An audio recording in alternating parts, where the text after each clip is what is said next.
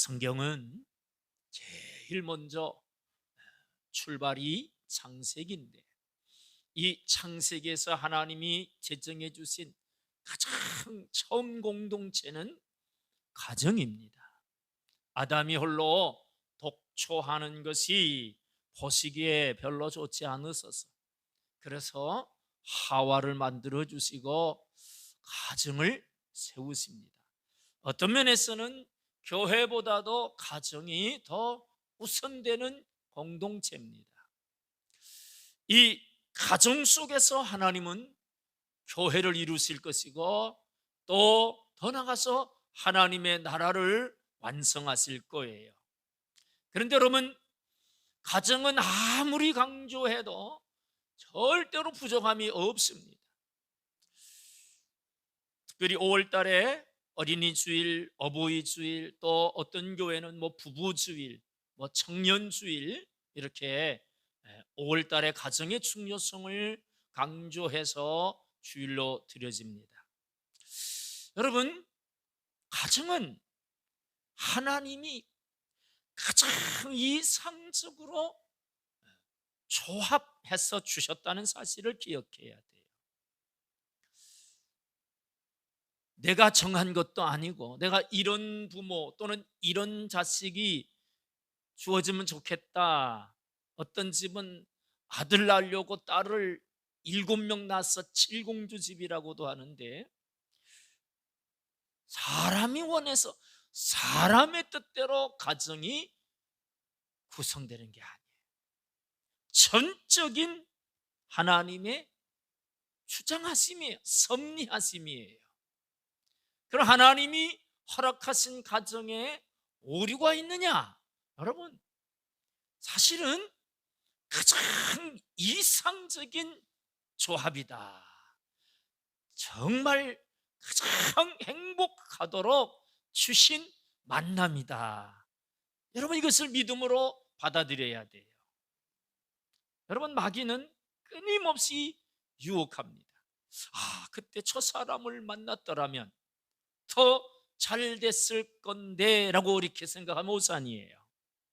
절대 실수 없어요. 하나님께서 정확하게, 또 분명하게, 확실하게, 가장 적합하게 세워주셨다라고 믿으시기 바랍니다. 여러분, 그래서 이 가정의 행복은 완성체로 주시지 않았다는 거예요. 미완성, 우리가 만들어 가야 할 여지를 남겨놓으셨어요. 그래서 여러분, 지금보다 더 행복한 가정으로 만드는 것은 바로 누구 책임입니까? 누구 책임이에요? 공동체, 부모 또는 자녀 또는 남편 또는 아내, 이런 서로 간에 책임이 있는 거예요. 다 지금보다 더 행복한 가정, 물론 물질적이고 환경적인 것을 말하는 게 아니에요. 우리가 여러분, 정말 행복한 가정은 물질에 있는 게 아니에요. 서로가 서로를 이해해주고 배려해주고 세워주고 존경해주고 귀하게 여겨주고 높여주는 이런 가정이 되면 행복한 거예요. 그런데 마귀는 어떻게 한다고요? 비교하게 만듭니다. 저 집이 더 나아 보이고, 저놈이 더 귀하게 보여요. 저놈은 어떻게 공부도 잘하는데. 남의 자식 자꾸 비교하게 만들고 남의 부모를 비교하게 하는 것은 여러분, 유혹이고 사단의 역사인 것을 기억해야 돼요. 절대로 하나님은, 따라합시다, 실수하지 아니하신다. 여러분, 하나님은 절대 실수하지 아니하세요. 사람을 움직일 때 하나님은 정확하게 적합한 사람들을 이상적으로 조합하셔서 세우셨다 믿으시기 바랍니다. 오늘 본문의 이 골로새서, 그 당시 시대적인 문화적인 배경 속에서 보면 여자나 아이들을 무시하는 시대예요. 그래서 여러분, 성경에 보면 오병의 기적을 행하실 때도 장정만 5천 명이 먹었다. 거기에는 여자나 아이들의 숫자를 빼요. 근데 이것을 무시해서 그렇다라고 할 수도 있지만, 그러나 또 다른 면에서 보면 우리도 세대주가 가정의 대표잖아요. 그러니까 가정의 수가 5천 명이다 이렇게 이해하면 또 좋아요. 장정만, 그것은 바로 가정을 얘기할 수 있다는 거예요. 그래서 여러분, 이 가정 안에서의 모든 구성원들이 무시되는 게 아니라 하나됨을 이루어야 된다는 사실을 기억해요. 따로 국밥 집안 있잖아요. 불행한 거예요.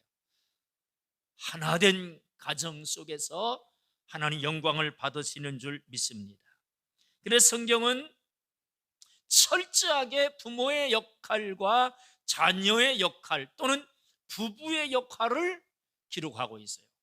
더 나아가서 이제 종과 주인, 상전과 하인의 그 관계까지도 정확하게 말씀하고 있다는 거예요. 여러분, 이것은 성경이 자녀에게 주신 의무 또는 부모에게 주신 의무를 정확하게 말씀하고 있어요. 그 이유는 하나님 원하시는 가정으로 세워가야 되기 때문인 거예요.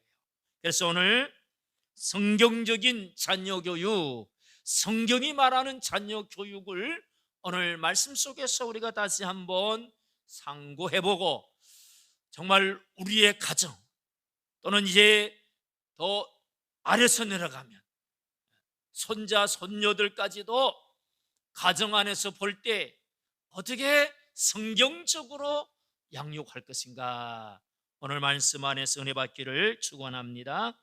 자, 첫째 보십시다. 첫째, 시작. 부모님의 기대에 잘못된 보상 심리와 주인 의식을 버려야 합니다. 그랬지요. 21절에 보면 아비들아 해놓고 너희 자녀를 그랬어요. 이 아비들아 할 때 물론 아버지, 아버지의 역할이 중요합니다.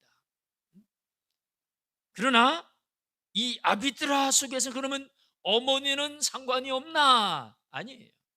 얘기했지요. 항상 대표성이에요. 아비들아 속에 어머니가 들어있어요. 그런데 너희 자녀, 너희라고 하는 이 말 속에서 우리가 잘못 이해하면 바로 자녀는 내 것이다, 부모의 것이다 이렇게 이해하면 곤란합니다. 너희 자녀란 이 말은 너희에게 맡겨주신 자녀예요. 하나님이 너희에게 맡겨주신 자녀예요. 맡겨주셨다. 다시 말하면 내 것이 아니에요. 자녀들도 하나님의 것이에요. 하나님의 것. 이것을 잊으면 안 돼요. 부모의 소유물이 아니에요. 혹 잘못해서 이 자녀들에게 대해서 잘못된 보상심리, 자녀들에게 기대하는 바가 이게 삐뚤어지면 부모 중심이 돼버려요. 자녀 중심이 아니고 부모 중심, 내 소원풀이, 한풀이, 또 내가 못한 일을 강제적으로 시키려고 하는 그런 강압적인 부모가 될 수 있어요.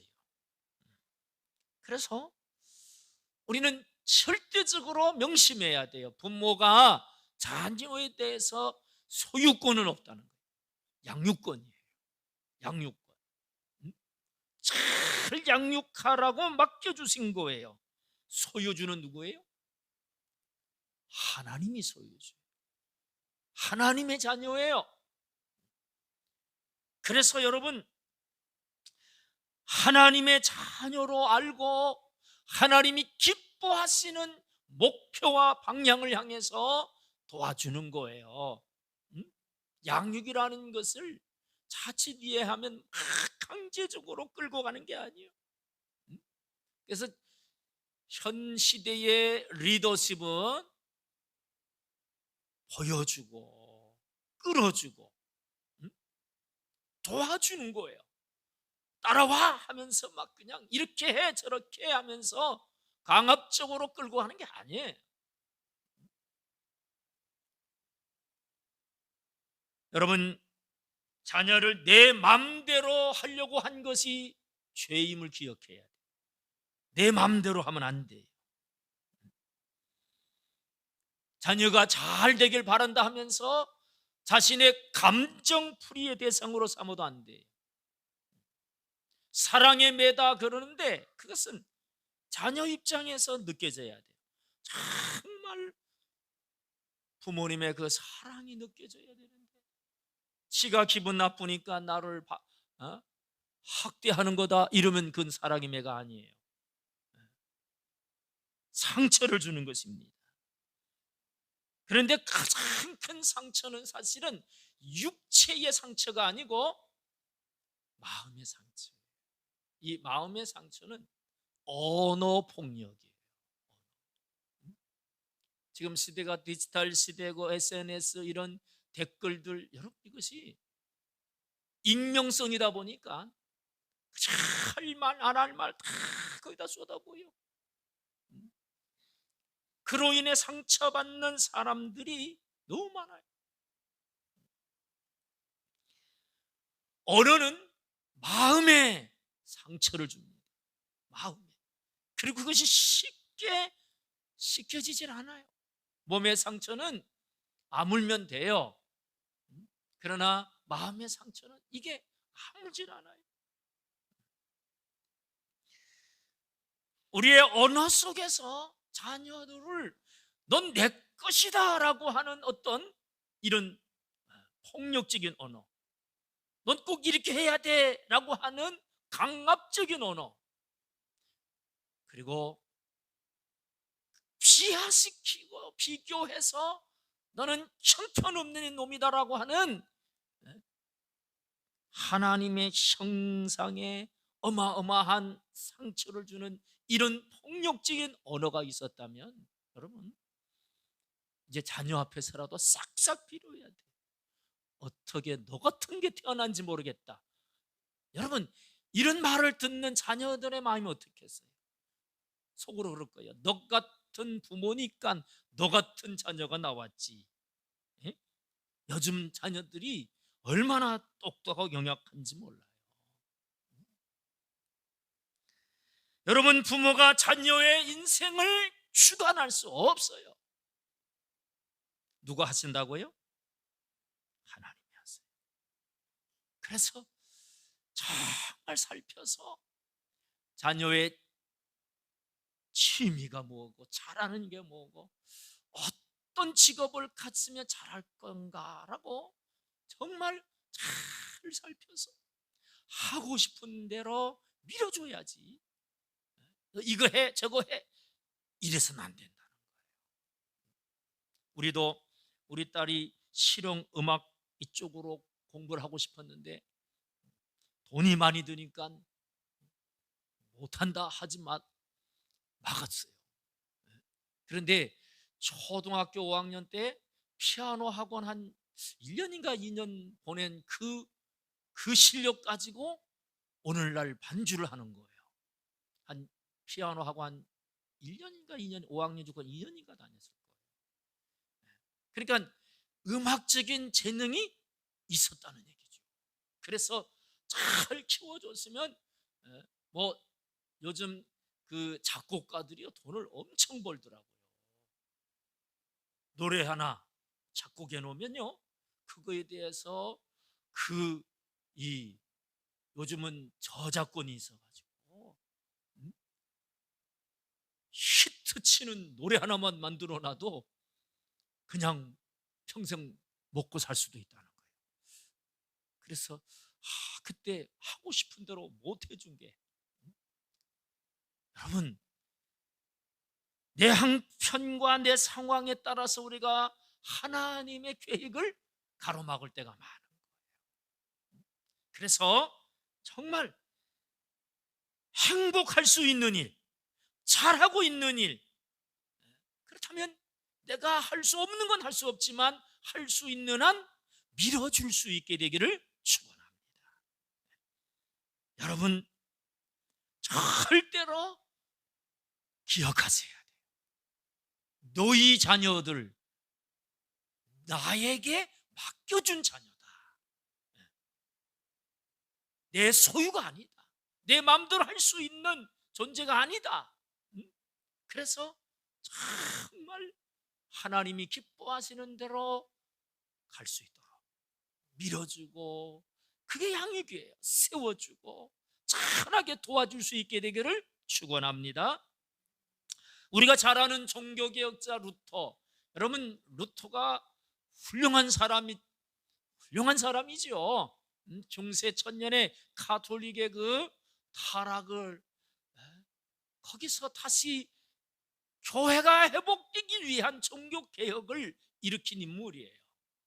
그런데 이 루터는 그 심리적으로 열등감과 말할 수 없는 결벽증, 우울증이 있었다는 거예요. 우울증. 그 원인이 무엇인가? 바로 부모에게 있었다는 거예요. 그 루터가 하나님에 대한 신관을 무서운 하나님, 심판하시는 하나님으로 다 그렇게 하나님 관을 갖게 된 이유가, 그 아버지가 한서 루터인데 농부 출신이지만 정말 구두쇠같이 돈을 벌고 해가지고 광산업자가 돼서 부자가 돼요. 그래서 자기가 그렇게 불우하고 못 배운 그런 한풀이를 루터를 통해서 이루려고 상류학교를 보내고, 조금만 잘못하면 엄하게 다스렸고, 정말 사랑이라고는 손꼽만큼도 없는 아버지. 그래서 법관을 만들려고 그렇게 루터에게 강요를 했어요.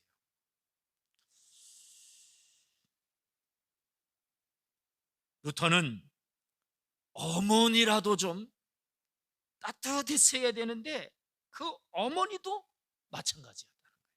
어릴 때 호두 하나를 훔쳐 먹었다고 종아리에 피가 나도록 맞았다는 거예요. 보통 아버지가 엄하면 어머니는 또 따뜻하고 부드럽고 이래야 되는데 이 부모 둘 다 아주 엄격했던 거예요.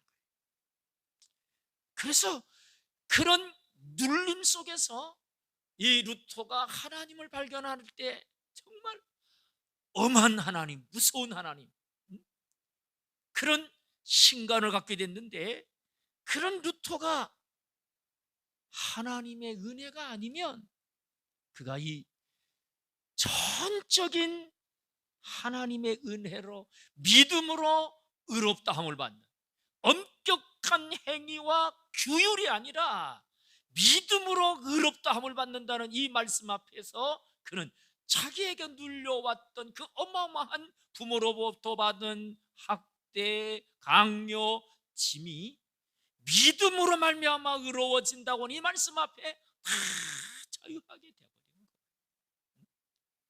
물론 하나님의 그 역사 속에서 되어졌지만 정말 부모가 너무너무 잘못 키웠어요.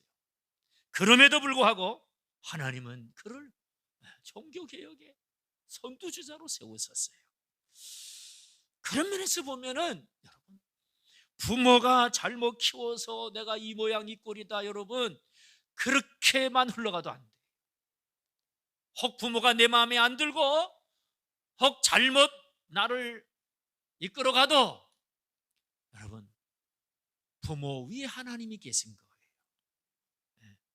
하나님이 나를 키우신다 믿으시기 바랍니다. 부모가 부족해요, 못 밀어줘요, 그래서 나는 더 이상 꿈을 펼 수 없다 이러지 마세요. 하나님이 키워주심을 믿으시기 바랍니다. 그래서 주의 집에 가까이 하는 자가 복이 있는 거예요. 그래서 어린아이들이 교회에서 놀아도 어디서 놀게 하느냐? 교회에서 노는 게 좋아요. 교회에서. 하루에 한 번 이상은 꼭 오는 그 백장로님이, 그 멍멍이가 장군이에요. 장군이 때문에 우리도 이 멍멍이 된 관심이 보면 그냥 지저대고 나를 보면 먹을 거 달라는 거지. 그런데 수요일 날 한번 왔어요. 우리 교회에 수예배 때 왔는데 얼마나 이 장군이 멍멍이가 예배를 잘 드리는지 몰라요.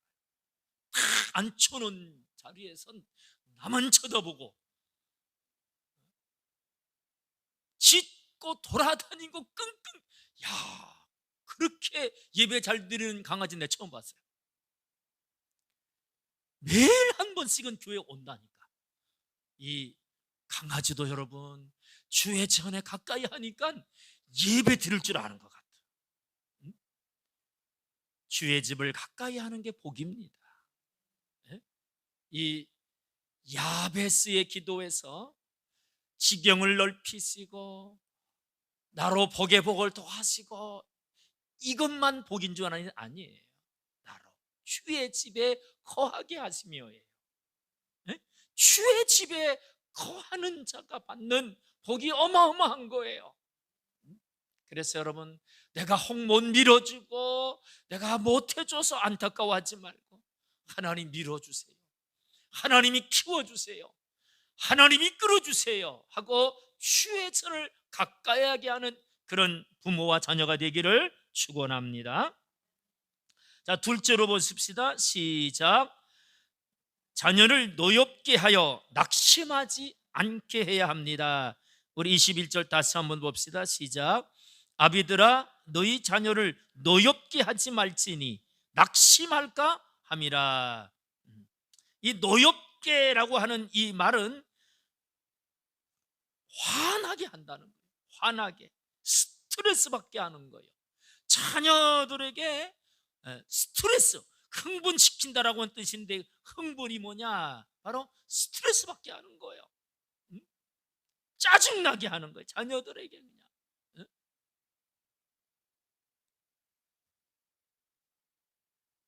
자녀의 잘못이나 허물을 꾸짖지 말라는 게 아니에요.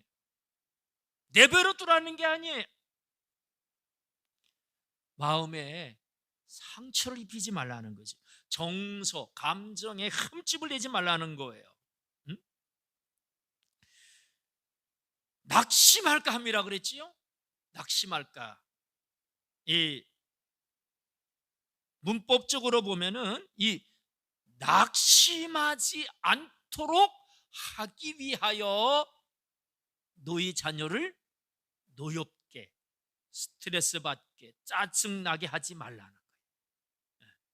이 노엽게 해서 낙심하게 되는 일이 없게 하라는 거예요. 이 낙심하다 이 말은 바로 심령이 상한다는 얘기예요. 의기소침해요. 그래서 자신감을 잃게 만들어요. 뉴 ASB 성경에 쓰는 로즈 하트라 그래서 마음을 로즈 잃어버리는 거예요. 마음을 잃어버려요. 네? 방황한다는 얘기예요. 낙심이 뭐냐? 방황하는 거예요. 방황.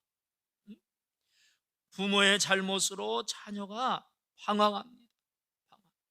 갈 바를 알지 못해 집에 오기를 두려워하고 집에 오는 게 싫어요. 겉도는 것입니다. 그리고 마음을 잃어버린다는 것은 열정을 잃어버리는 거예요. 용기를 잃어버리는 거예요. 나는 아무것도 할 능력이 없다. 집안 꼴을 보나 나를 보나 아무런 소망이 안 생긴다. 바로 이 열정, 용기를 잃게 만든다는 거예요. 여러분, 자녀들에게 필요한 것은 바로 위로와 용기를 주는 것입니다. 칭찬이 필요한 것입니다. 노엽게 하지 말고 뭐 하게 하라? 칭찬하라는 거예요. 칭찬. 예수 믿는 사람들이 참 인색해요. 뭐에 인색한가? 칭찬에 인색해. 칭찬. 어린 신자들이 잘하면 너도 좀 더 믿어봐라 이러고, 나처럼 될 거다 이러면서 칭찬하지 못해. 작은 일 속에서도 칭찬하고 세워주고 이러면 더 잘 된다. 그런데 깎아내리고 무시하고 그리고 용기를 잃게 만드는 이런, 따라합시다, 무식한 부모가 되지 맙시다. 어떤 부모? 자기는 고상하다 그러는데 사실은 뭐예요? 무식한 거예요. 하나님 보실 때는 완악한 부모예요. 완악한 부모. 여러분, 자녀들이 부모의 그 모습 속에서 상처받는다는 걸 기억해야 돼요. 참 훌륭한 목사님 또는 훌륭한 장로님 집에 자녀들이 믿음에서 벗어나고 삐뚤어지는 경우가 있어요. 여러 가지 이유가 있겠지만 사실은 바로 부모들의 위선적인 교회와 모습과 집에서의 모습, 괴리가 오는 거예요. 여러분, 우리 주님께서 바리새인들, 종교 지도자들에 대해서 신랄하게 비판을 해요. 무섭게 비판을 해요. 왜냐? 바로 그들의 위선이에요. 마태복음 6장에 보면 그들이 사람에게 보이려고는 잘해요. 사람에게 보이려고. 다른 사람들 앞에 훌륭한 분이다, 훌륭한 목사님, 장로님, 권사님, 집사님이다, 칭찬받기를 원하는데 자녀들 앞에는 뭐예요? 미천을 다 보여주는 거예요. 사람들에게 보여주려고 하지 말고 가장 가까이 있는 자녀들에게 보여주시길 바랍니다. 자녀들에게. 자녀들이 교회에서의 부모와 집에서의 부모의 다른 모습 속에서 하나님이 살아계신가 의심하게 되는 거예요. 부모님을 통해서 하나님이 살아계시구나. 여러분, 이것만큼 좋은 신앙 교육이 없어요. 엄마 아빠를 보니까 하나님이 계신 것 같아. 여러분, 그런 고백을 듣게 되기를 축원합니다. 또 어떤 경우 자녀들이 노엽, 상처를 받느냐? 약속은 잘해놓고 상습적으로 또 어겨요. 약속을 어기는 부모. 약속. 이건 뭐냐? 자녀를 우습게 하는 거예요. 약속을 안 지켜도 뭐 이해해라. 이게 자녀들에게 상처가 되고 스트레스가 되는 거예요. 더 나아가서 사회적으로 또 교회 안에서 범죄가 드러나면 자녀들이 얼마나 크게 상처를 받겠어요. 나 하나 망가지는 게 문제가 아니라 자녀들까지 다 망가지는 거예요. 그래서 여러분, 교회 안에서 인정받고 칭찬받는 여러분 되기를 축원합니다. 더 나아가서 여러분, 자녀들에게 노엽게 안 하고 기쁘게 해주려면 행복한 모습을 보여줘야 돼요. 부모의 행복한 모습. 인상 쓰고 걱정하고 그리고 짜증내는 모습을 보여주면 자녀들 역시 집에 오면 우울한 거예요. 가정이 어두운 거예요. 가정을 밝게 해야 돼요. 노벨 문학상에 빛나는 소설 이 대지의 작가가 펄벅 여사지요. 그녀의 어머니의 초상이라고 하는 작품에서 자기 어머니에 대해서 말하고 있습니다. 그 어머니가 22살에 결혼을 합니다.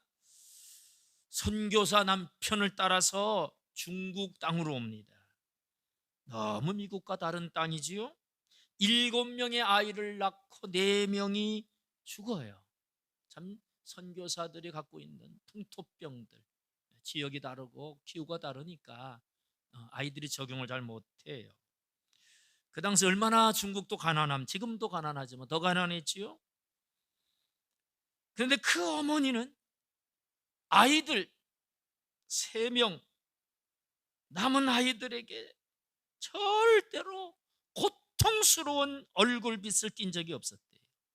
언제나 즐거운 노래를 부르고 찬송을 가르치고, 또 잡지책에서 재미있는 그림이 있으면 오려다가 방에다 붙여주고 함께 즐겁게 이야기하고 놀아주고, 선교사 부인의 역할을 하면서도 자녀들에게 행복하고 따뜻한 그런 환경을 해줬다는 거예요.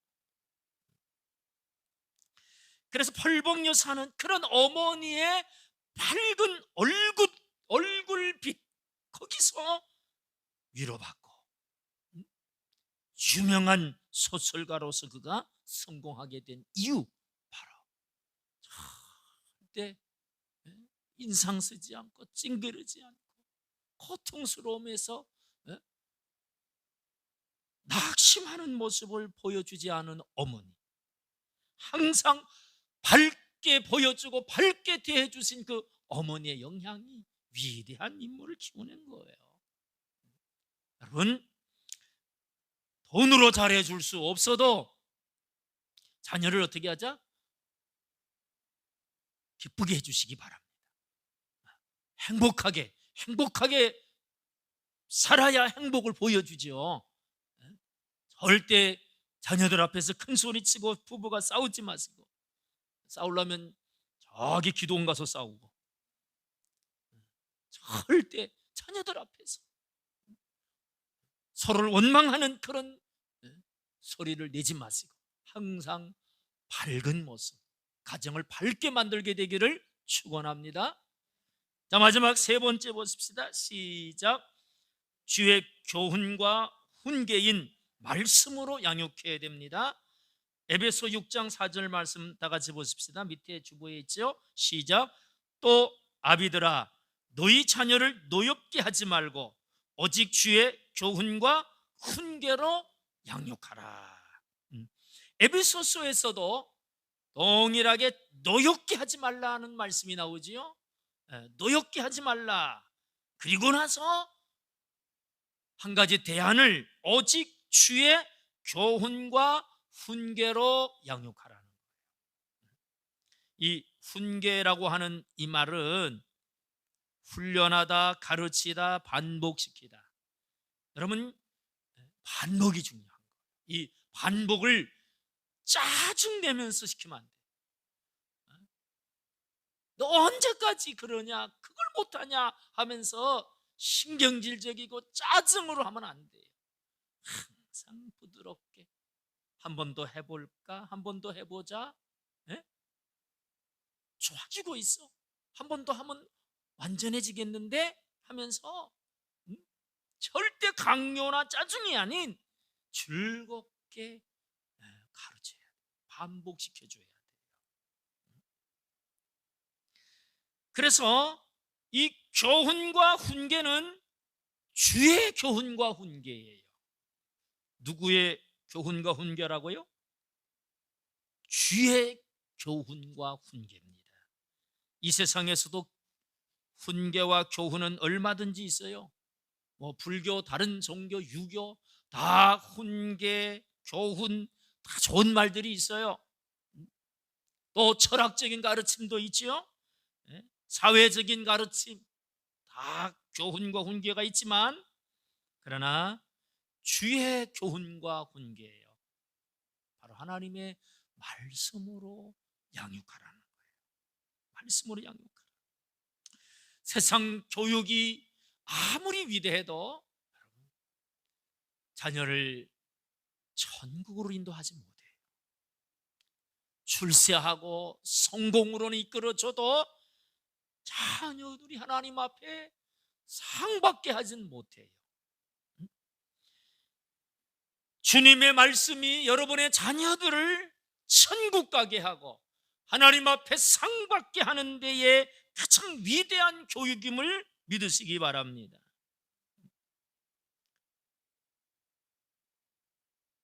고3 어머니들이 고3만 되면 교회를 안 보내요.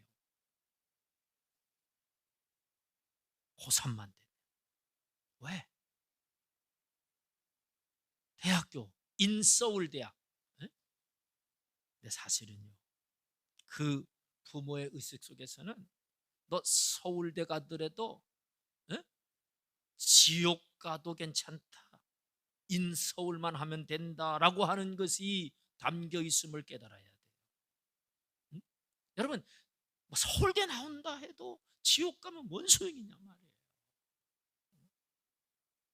서울대는 못 가도, 서울에 있는 대학은 못 가도 어딘 가야 돼요? 천국에 가야죠.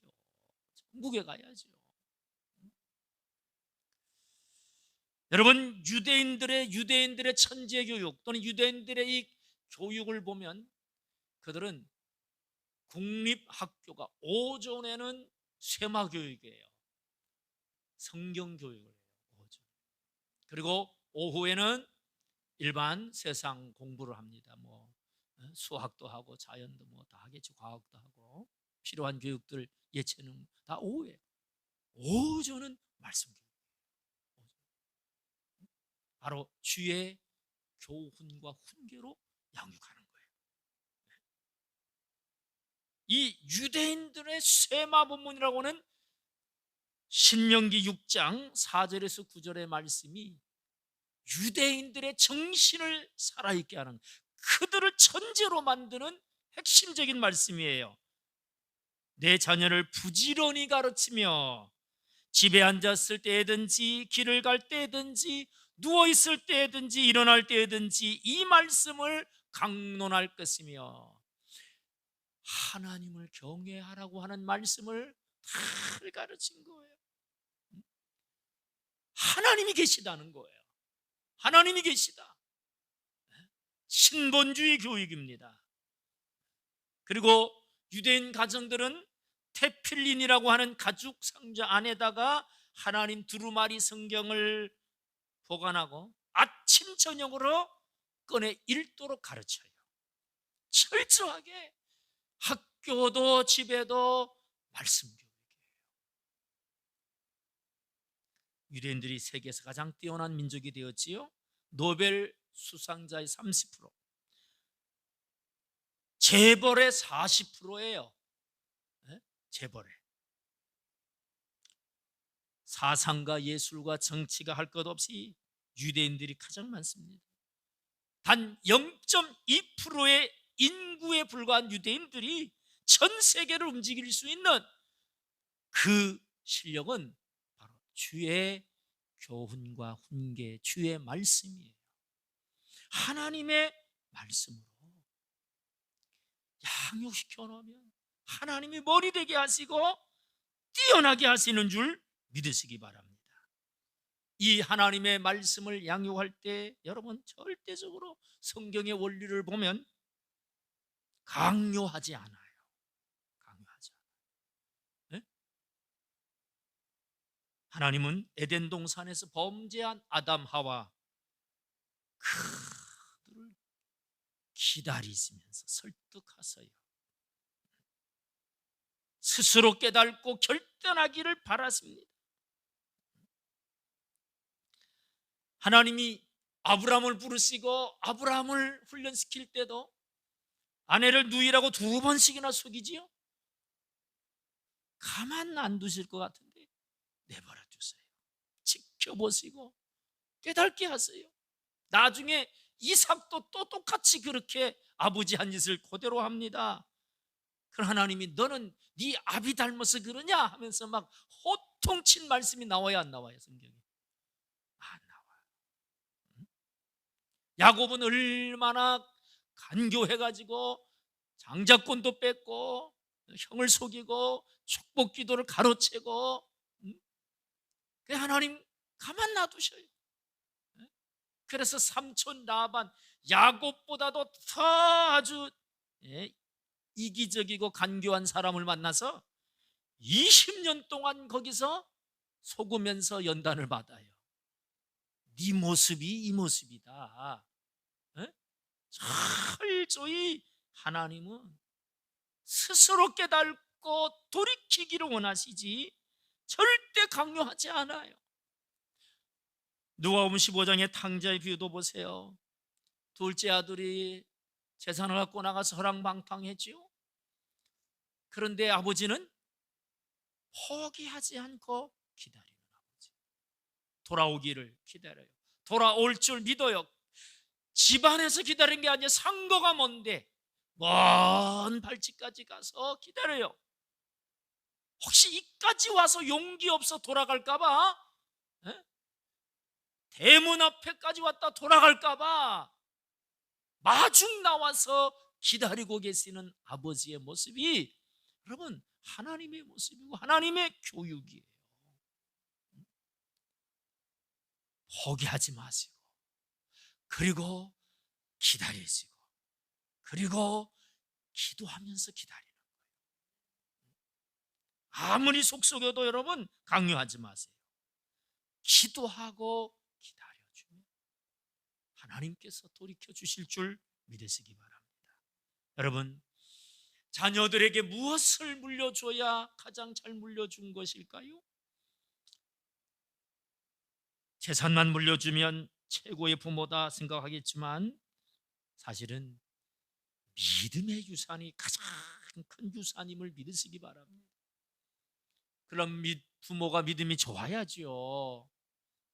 믿음이 좋은 부모가 되시길 축원합니다. 그리고 그 믿음이 자녀들에게도 유산으로 물려주면 하나님 망하지 않게 합니다. 사람은 망할 수 있어요. 재벌도 망할 수 있어요. 그러나 하나님은 그 인생을 망하게 하지 않습니다. 그래서 여러분, 정말 하나님이 키워주시는 자녀, 하나님의 계획 속에서 성장하는 자녀가 되기를 밀어주고 끌어주지, 절대로 강요하고 노엽게 하고 함부로 대하지 않게 되기를 축원합니다. 그래서 믿음의 유산이 흘러 정말 아름다운 믿음의 복을 받는 자녀들, 그런 자녀의 자녀가 되기를 축원합니다.